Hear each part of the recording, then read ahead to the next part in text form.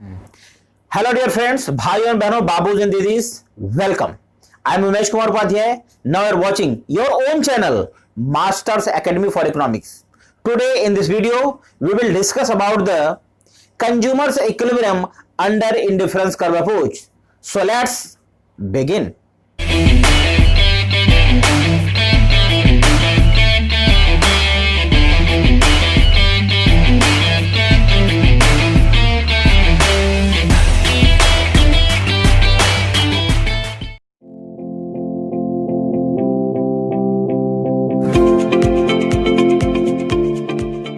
Welcome back. अपने पहले की वीडियो में हम लोगों ने कंज्यूमर्स इक्विलिब्रियम की डेफिनेशन को पढ़ रखा है, उसकी मीनिंग हम लोग जानते हैं, लेकिन फिर से एक बार हम कंज्यूमर्स इक्विलिब्रियम की डेफिनेशन देख लेते हैं। Consumer's equilibrium is a situation at which consumer maximize his और her total satisfaction with given income and market prices of the commodities. कहने का मतलब यह है कि कंज्यूमर जब अपनी इनकम को डिफरेंट गुड्स पर उनकी प्राइसेस के अकॉर्डिंग इस तरह से खर्च करता है कि उसका सेटिस्फैक्शन मैक्सिमम हो जाए, तो इसी मैक्सिमम सेटिस्फैक्शन के लेवल को ही हम क्या कहते हैं, उसका इक्विलिब्रियम कहते हैं। अब देखिए, हम आज जो कंज्यूमर्स इक्विलिब्रियम के बारे में पढ़ रहे हैं वो इंडिफरेंस कर्व अप्रोच पे डिपेंड करता है। इंडिफरेंस कर्व अप्रोच मतलब होता है कि ऑर्डिनल अप्रोच, और आप जानते ही हैं according to the ordinal approach satisfaction और the utility can not be measured in the cardinal numbers.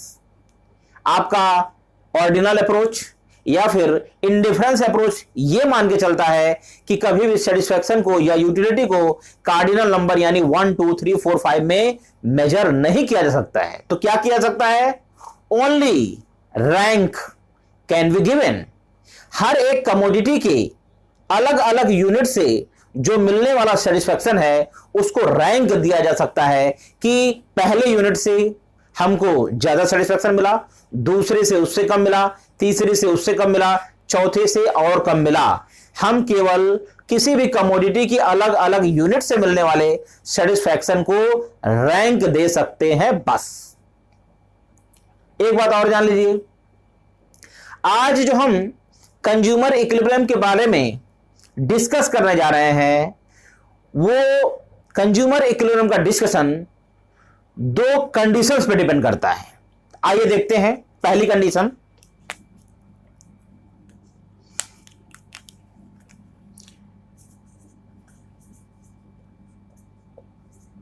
Conditions of consumers equilibrium. First है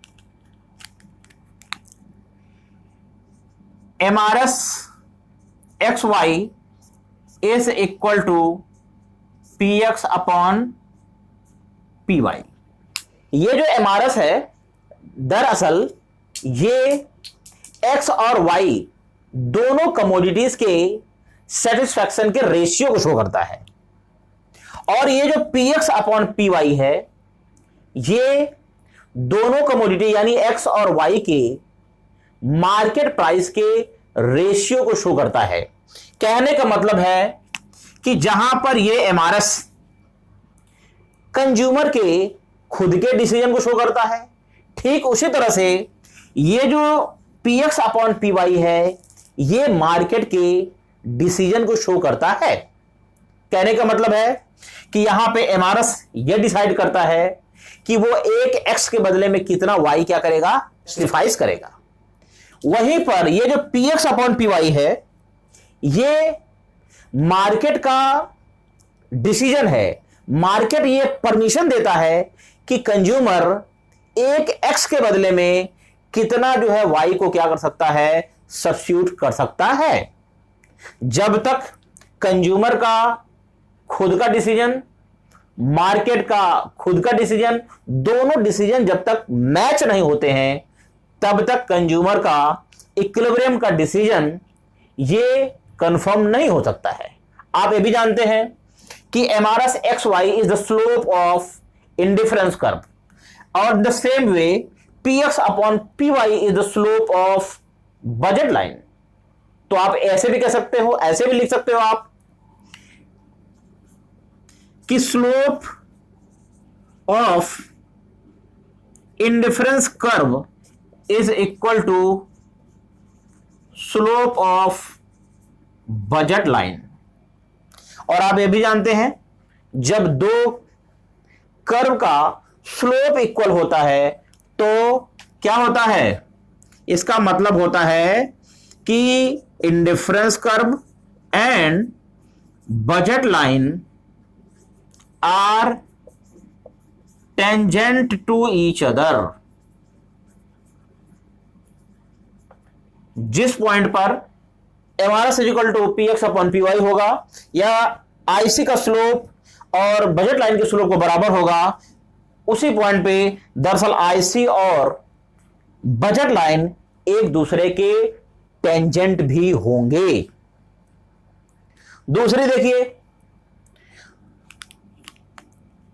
दूसरी कंडीशन देखते हैं।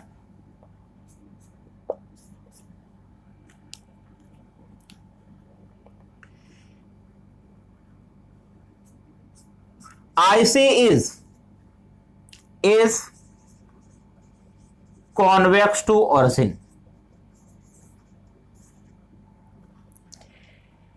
जिस पॉइंट पर, जिस भी पॉइंट पर आपका इक्विलिब्रियम होगा, उस इक्विलिब्रियम पर, जिस भी पॉइंट पर आपका MRS इक्वल टू PX होगा, यानी कि IC का स्लोप बजट लाइन के स्लोप के इक्वल होगा, या फिर IC और बजट लाइन एक दूसरे के टेंजेंट होंगे, ठीक उसी पॉइंट पर, उस सिचुएशन में आपका IC क्या होना चाहिए, कॉन्वेक्स होना चाहिए। कॉन्वेक्स IC के होने का क्या मतलब है, इस कॉन्वेक्स IC का सिंपल सा मतलब है कि जो MRS है ये क्या होना चाहिए, डिमिनिशिंग होना चाहिए। इसको ऐसे भी लिख सकते हैं कि MRS XY must be diminishing.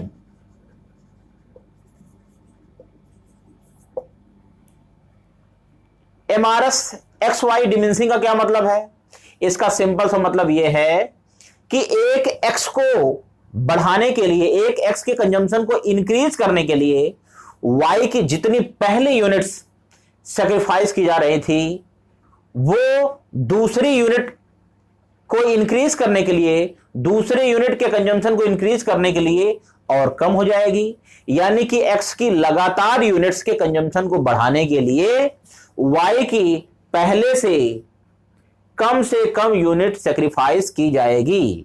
यानी जितनी एक X को बढ़ाने के लिए Y की यूनिट सेक्रीफाइस की जाती थी, दूसरे को बढ़ाने के लिए, दूसरे के कंजम्पशन को इंक्रीज करने के लिए अब Y की उससे कम यूनिट सेक्रीफाइस की जाएगी।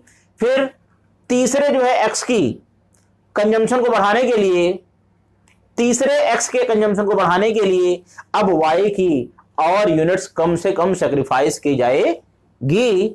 ऐसा इसलिए माना गया है क्योंकि अगर हम इसको कॉन्वेक्स न मान के कॉनकेव मान ले तो कभी भी इस अप्रोच के थ्रू कंज्यूमर इक्विलिब्रियम को डिसाइड नहीं किया जा सकता है।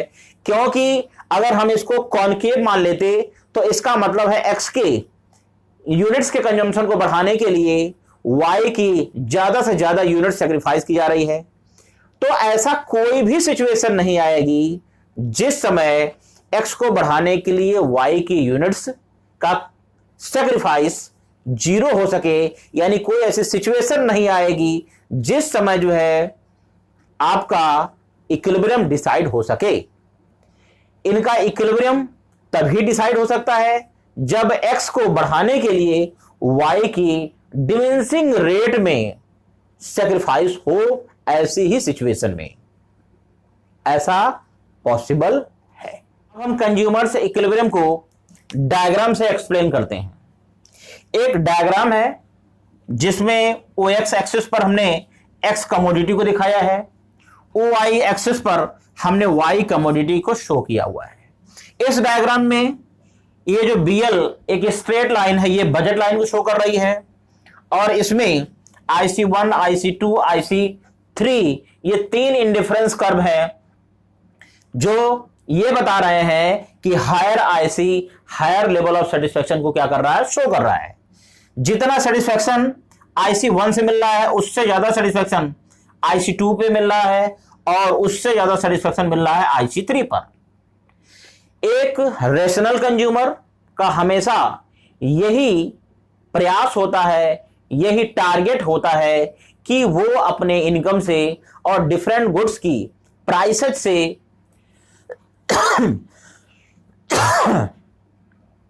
डिफरेंट गुड्स की प्राइसेस से वो हायर IC पर जा सके, ताकि उसका सेटिस्फेक्शन लेवल क्या हो सके, ज्यादा हो सके, मैक्सिमम हो सके। आप देखिए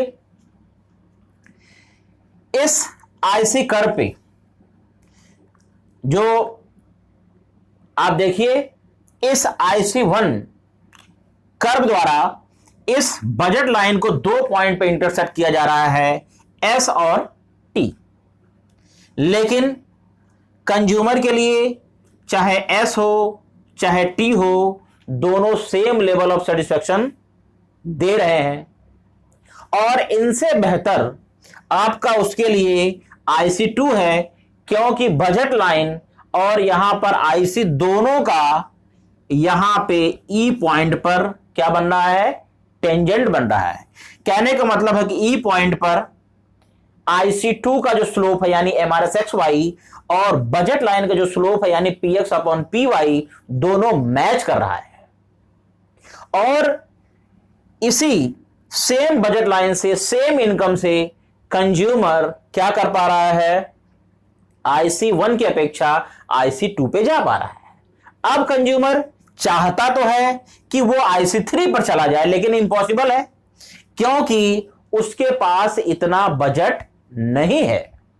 तो ऐसी कंडीशन में कंज्यूमर का इक्विलिब्रियम E पॉइंट पे होगा, जहां पर IC2 कर्व का MRS और साथ साथ में जो है बजट लाइन का PX/PY दोनों इक्वल हैं। इस तरह से क्या है, आप देखिए कंज्यूमर का खुद का जो डिसीजन है, यानी कंज्यूमर एक X के बदले में जितना Y सेक्रीफाइस करना चाहता है, यहां पर ये मार्केट का डिसीजन, यानी मार्केट जो है एक X के बदले में कितना Y सेक्रीफाइस करने के लिए या Y सब्स्टिट्यूट करने के लिए परमिशन देती है, दोनों मैच कर रहे हैं। तो यहां पर पहली जो कंज्यूमर इक्विलिब्रियम की कंडीशन है कि MRSXY = PX/PY सेटिस्फाई हो जा रही है। दूसरी, अगर आप तीनों ही इंडिफरेंस कर्व को देखें तो तीनों इंडिफरेंस क्या है, यहां पे कॉन्वेक्स टू ओरिजिन है, ठीक है, और IC2 भी आपका कॉन्वेक्स टू ओरिजिन है, इसलिए यहां पर दोनों ही कंडीशन क्या हो रही है, सेटिस्फाई हो रही हैं। यानी इस कंडीशन में कंज्यूमर क्या होगा, उसका सेटिस्फेक्शन क्या होगा, मैक्सिमम होगा, और कंज्यूमर X की OX और Y की OY यूनिट्स को क्या करेगा, कंज्यूम करेगा। अब दो ऐसे सिचुएशन हैं जो अक्सर एग्जाम में आती हैं और जिसका डिस्कशन यहां पर करना बड़ा ही कंपलसरी है, बड़ा इंपॉर्टेंट है। देखिए पहला क्या है, what happens when MRSXY is greater then PX/PY, और दूसरा है what happens when MRSXY is less then PX/PY। कहने का मतलब यह है कि MRSXY जो कि कंज्यूमर का खुद का बिहेवियर है, खुद के बिहेवियर को शो करता है, PX/PY जो कि मार्केट के बिहेवियर को शो करता है। अगर ये दोनों ही बिहेवियर, कंज्यूमर का खुद का बिहेवियर, मार्केट का बिहेवियर मैच नहीं करता है, तो कंज्यूमर कभी भी इक्विलिब्रियम में नहीं हो सकता है। तो ऐसी सिचुएशन में जब दोनों बिहेवियर मैच नहीं कर रहे हैं, तो कंज्यूमर ऐसा क्या बिहेवियर करेगा जिससे दोनों ही बिहेवियर मैच करने लगे, यानी उसका बिहेवियर, कंज्यूमर खुद का बिहेवियर मार्केट के बिहेवियर के इक्वल हो जाए। आप तो ये जानते ही हैं कि कंज्यूमर की इनकम या जो गुड्स की प्राइसेज हैं, चाहे price of the X commodity हो, price of the Y commodity हो, उनकी प्राइसेज में कंज्यूमर कोई चेंज नहीं कर सकता है। उनकी प्राइसेस क्या है? कांस्टेंट है। इनकम क्या है? कांस्टेंट है, जो स्टडी के दौरान चेंज नहीं हो सकती है। तो ये कंज्यूमर खुद है, कंज्यूमर का खुद का बिहेवियर है, जो उस मार्केट सिचुएशन के अकॉर्डिंग, मार्केट बिहेवियर के अकॉर्डिंग अपने बिहेवियर को मैच करके अपने सेटिस्फैक्शन लेवल को मैक्सिमाइज कर सकता है। देखिए, जब भी कंज्यूमर इक्विलिब्रियम में होता है, सपोज करिए यहां पर जो बीएल बजट लाइन है और जो आईसी कर्व है, दोनों एक दूसरे के ई पॉइंट पे टेंजेंट है। ई पॉइंट पे टेंजेंट होने का मतलब है कि इस ई पॉइंट पे MRS X Y is equal to क्या है? P X upon P Y है। यानी यहां पर कंज्यूमर का बिहेवियर और मार्केट का बिहेवियर दोनों एक दूसरे के मैच कर रहे हैं। यानी जितना कंज्यूमर एक्स के बदले में वाई को सैक्रिफाइस करना चाहता है, मार्केट भी उसको परमिशन देता है कि वो उतने एक्स के बदले में उतने वाई को सब्स्टिट्यूट कर सके। देखिए, अगर हम MRS X Y is greater than P X upon P Y की तरफ चलते हैं, तो इसका मतलब है कि इस ई से पहले के पार्ट में हमारा कंज्यूमर है, क्योंकि इस पार्ट में हमारा MRS X Y is equal to is greater than P X upon P Y है। अगर MRS X Y is less than P X upon P Y है, तो इसका मतलब है कि ई के बाद में कंज्यूमर है, क्योंकि ई के बाद जो आईसी कर्व का जो पार्ट है उसमें MRS X Y is less than P X upon P Y होगा।